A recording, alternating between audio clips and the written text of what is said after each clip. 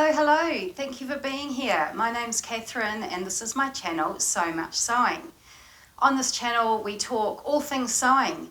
Everything to do with sewing. It's my passion, it's what keeps me sane, it's my hobby.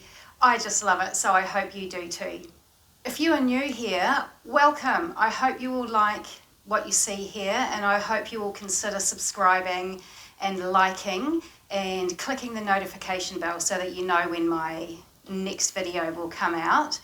Actually, I was talking to someone recently about YouTube and they were saying that they don't subscribe to any of the channels that they watch, and I asked why. I'm a bit puzzled because I know that half my viewers are not actually subscribed, and so I asked why they didn't subscribe, and the answer was something vague. It was something along the lines of, oh, I don't want a whole lot of notifications in my inbox, or I don't want to get trapped into anything.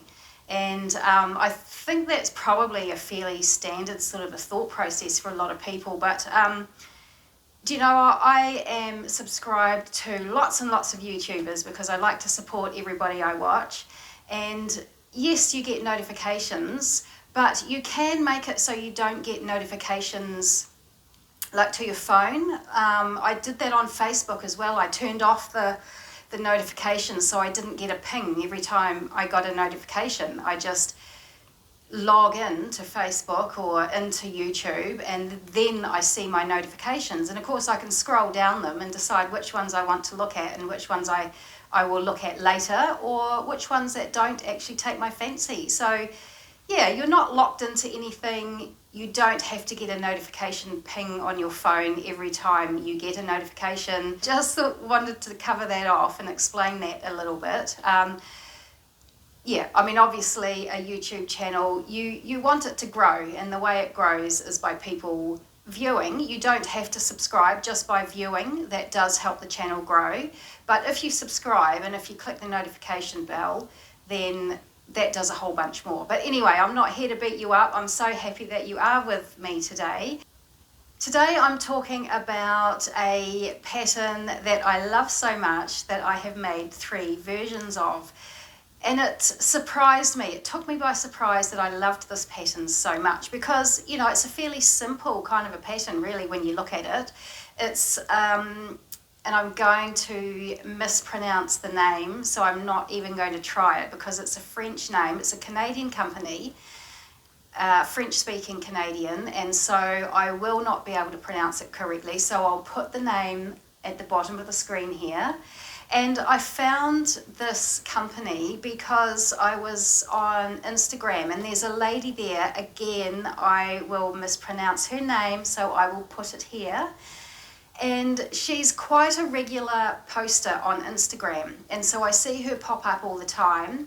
And on one of her posts she said that this company, this French company here, French speaking company, was looking for pattern testers. So I clicked and then I had a look and I thought I would apply. I have done one pattern test before. I did it for SBCC, and it was the Sunrise Joggers, who I'll just pop up here. So I pattern tested for them once, but that was a while ago. And I would like to do it a little bit more. I don't necessarily want to do loads and loads of pattern tests because they can be a little bit stressful. I have seen other YouTube vloggers say that, and my experience with the Sunrise Joggers wasn't stressful, but you know, there's time frames.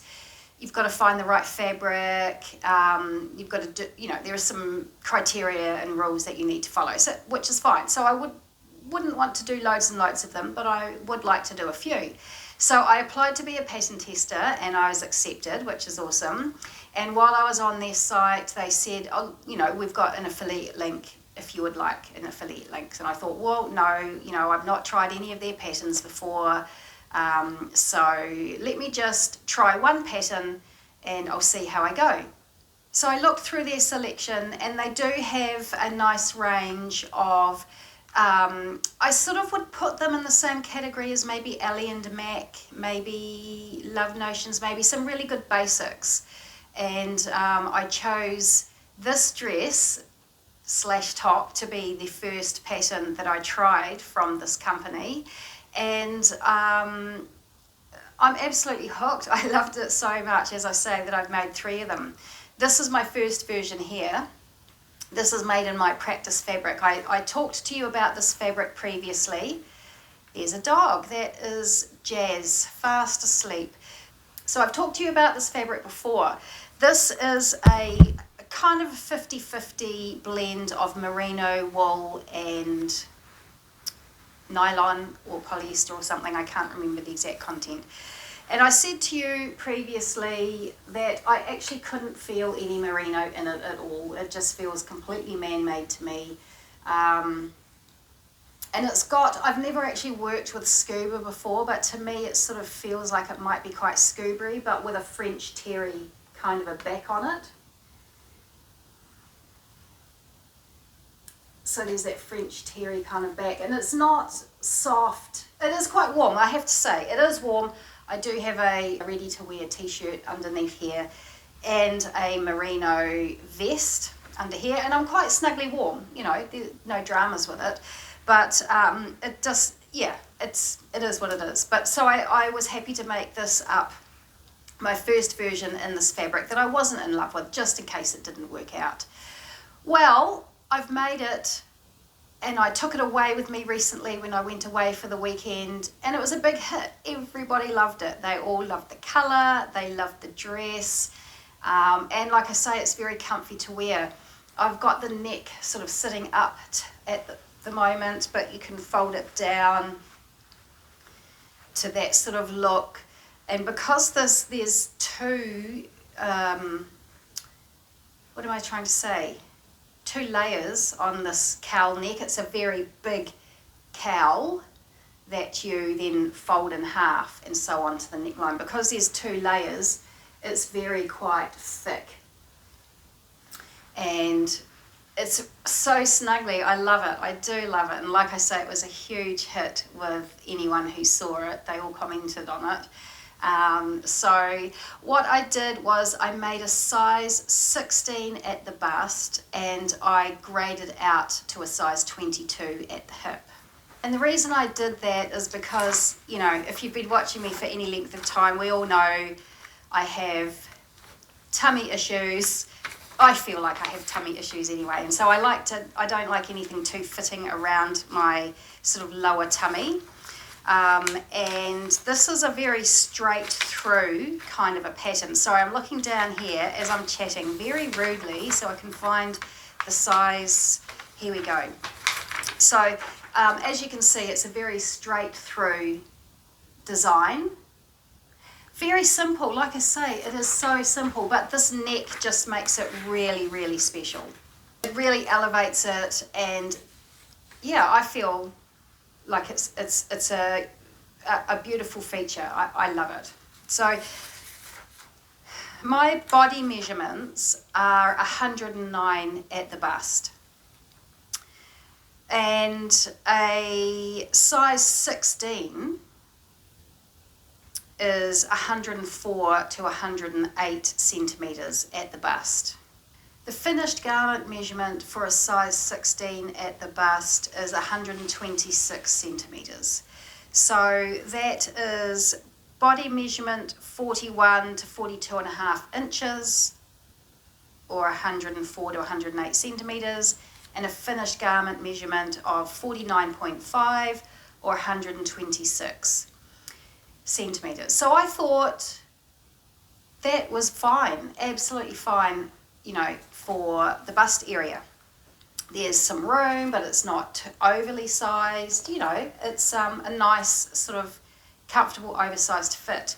When it comes to the hips, the hip measurement, the body measurement for a size 16 was 112 to 116 centimetres, or 44 to 45 and a half inches, which, you know, is my size measurement. That is my measurement. I think I'm about 114 or 115 centimetres, and it goes up to 116. So in theory, that would be fine and perfect. But I know me, and the way I feel about that area, and I want extra room. So what I did was I graded from the 16 out to a 22 at the hip, and the finished hip measurement for a 22 is 127 to 132 centimeters, which is 50 to 52 inches. And I'm starting to realize that that's my comfort zone, you know, about that sort of 130 centimeter or sort of, you know, 51.5 inches or whatever seems to be my comfort zone around the hip area. I don't feel that that is too much. I mean, my body is here, so that's not a huge amount of flappy excess, but it just gives me comfort that nothing's going to be sticking to me when I sit down, you know, that, you know, we like to feel comfortable in our clothes, and so for me that's a comfortable fit. So I think that is the perfect size, and I made this up, and it was a bugger to sew, I have to say, this fabric. Because of this, I think it's because of this French terry situation. It was all in this sort of a scoobery type feel to it. To sew, it was a nightmare. I did use my overlocker to sew it, except the neck. I did sew this on with the sewing machine around the neck, and then I overlocked it. But where I had the biggest problem was the hem. And I did use my cover stitch. Oh, it's terrible. I did use my cover stitch for the hems, and the thread's all broken. I don't understand why that would happen, but I need to backtrack because I sewed this blimmin' bottom hem.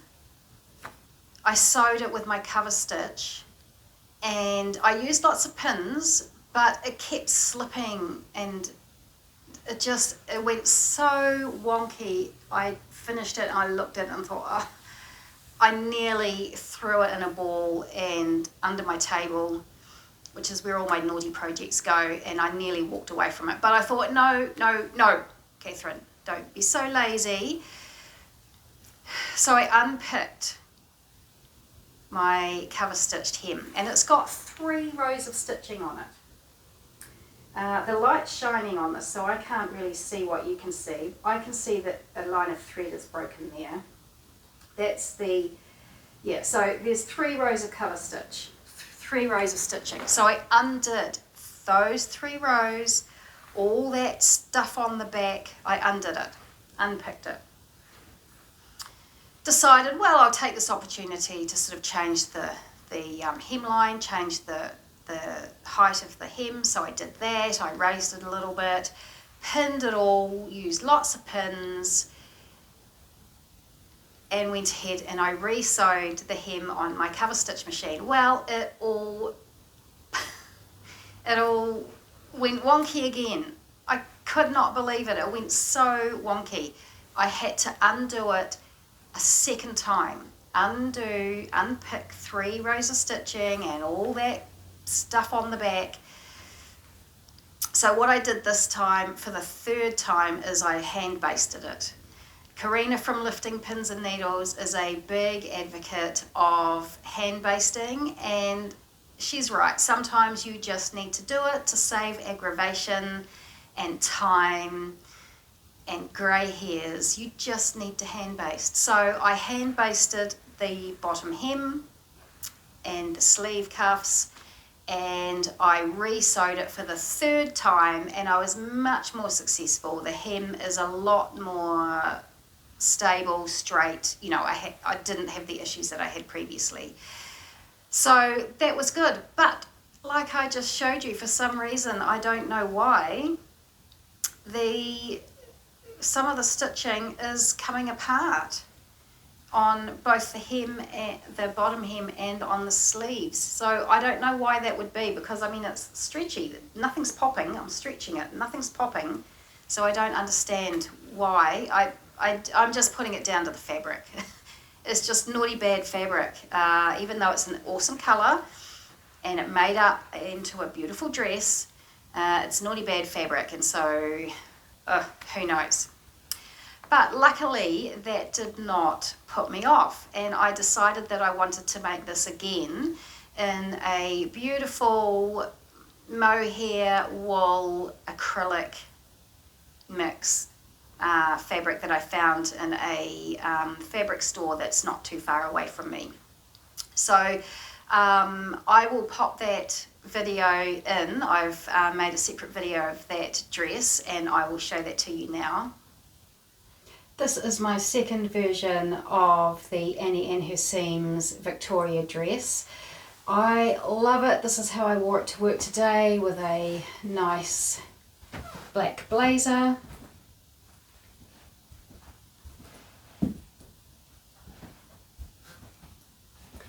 I've made this in a really awesome, it's a wool merino acrylic blend. I got this from a local store, reasonably local to me. I didn't have quite enough. I had 1.8 meters, and it was 1.8 wide, so quite a wide fabric, but there wasn't enough to make the whole dress, so I've put these sleeves in. This fabric is actually from my Cuddle Up cardigan by Trish Newberry, and so as I say, I didn't have enough fabric to make the full dress, but I really wanted to make this up, and so I just thought, well, I'm just going to put different coloured sleeves on it. And actually this grey is almost exactly the grey that's in this print here, so it was a perfect match. And in fact, I'm going to try the Cuddle Up cardigan with this. I haven't tried it yet, so just give me a tick and I will do that. So this is good and snuggly. I feel very snuggly in this. I think this is definitely very wearable with the Cuddle Up cardigan, and I'm really happy with it. I used my cover stitch for the sleeves on the dress. I've just lost them, I have to find them. Sorry, so I've used the cover stitch here, and actually I'm going to lift my skirt, sorry, inappropriate much, but look at that's beautiful. I didn't even have to trim off any when I did the hem on my cover stitch. I'm pretty proud of that. So just all round, I love this. Love, love, love this dress. One thing I will say, because it was relevant for that the sort of ready animal-y type print dress that I just showed you, as well as for my next make that's coming up, my third and final version, I made it into a sort of a shorter jumper type or sweater type style. What I would mention is that I feel like the fabric requirements noted on the pattern might be a little bit off. The fabric requirements noted on the pattern for a size 20, even though I mostly made a size 16,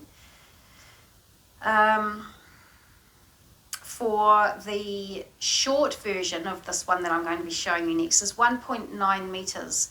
Well, I had 2 meters of that fabric of 145 centimeters wide, so I should have had plenty, but I didn't have plenty. And for the dress version, for a size 16, which is mostly what I made this, I mean, I did grade out to the hip, so let's just say, well, for a size 22 for the whole full dress, it says that you need 2.15 meters, or what's that in yards? Actually, I don't have that on me, I'm sorry, but in meters it is 2.15 meters. So maybe that's right, I don't know, because the red and black fabric I had 1.8 meters, but it was 1.8 wide, so much wider. So maybe that's right, but I mean, certainly for the sort of hip length version that I'm going to be showing you now, I had a full 2 meters, and I had to play jiggery pokery with the neck, as I will explain. I will just cut away and show you that video clip now, just so I don't rabbit on and get confusing. Hello, here is my third version of the Victoria dress. Excuse the catatonic looking dog in the background there. That's the way she's been all afternoon. You can see this version. I've made it into a tunic top rather than a dress. I've made this in it's another sort of around about 50-50 merino polyester or nylon type of mix. It's a little bit different than the original fabric, the teal coloured fabric for my original version. Here's the sun, yay! This is very much a mid blue with a sort of a purpley sort of tinge to it. But as I say, a bit of a 50-50 mix, but different mix than in the previous fabric. The previous teal fabric, it's more that it's mixed in, all interwoven together, whereas this one I feel like the merino is on the outside and the polyestery part of it is on the inside. That's what I feel is the way this is mixed. Again, I've used my cover stitch on the hem, not quite such an amazing job as on the red and grey looking dress that I made, but I'm perfectly okay with that. And of course I'm not that used to working with synthetics, so I did burn one of the shoulders. I was pressing it on the inside, which of course I discovered is where most of the polyester is, seemingly. So I was pressing it on the inside and I did kind of melt it a little bit, but I don't think you can notice. I notice it's there. It might not even come up on screen. One thing about this is I didn't have enough fabric quite for the neck. You're supposed to cut this neck all in one piece, one big wide piece that you fold over and then stitch to the neckline, but I didn't have quite enough fabric for that, so I had to cut it in two. It's a big wide piece like that, and I had to cut it in two across that way and put extra on for a seam line. And because I didn't want the seam line sitting, you know, directly here, I just altered the dimensions a little bit and ended up with my seam line so that it sits here. So when I tuck it under, you don't see it, if you get what I mean. If I didn't want the seam directly on the edge there because I thought that it might show, so I've made it so that the seam line is just a little bit in from the edge and it's tucked under there and no one will ever see. This fabric, if I use this for a floppy fabric like this one again in the future, it's the loud cat, I would maybe put some interfacing on it, because I love the way the other two are a bit stiffer in the neck than this one is. But no, I'm very happy with this. I have worn this to work. I've worn it with my Trish Newberry Cuddle Up cardigan and it is so snuggly. I love that cardigan. I love this. But I think 3 versions are enough for me now. I'm going to stop. I probably will have explained to you previously, talking about the teal version, that I made a size 16 in the bust and graded out to a 22 to make sure that I had plenty of room. You know me, I do not like anything tight around my waist and my hips, and I think this is a nice fit. Perfect for wintry, snuggly weather, and yeah, that's my 3rd version. And that was my 3rd and for now final version of this amazing Victoria dress by the French-speaking Canadian company, which I will put the name of down there. It's like Prince, when Prince couldn't use his name, the artist formerly known as Prince. This is the French-speaking Canadian company.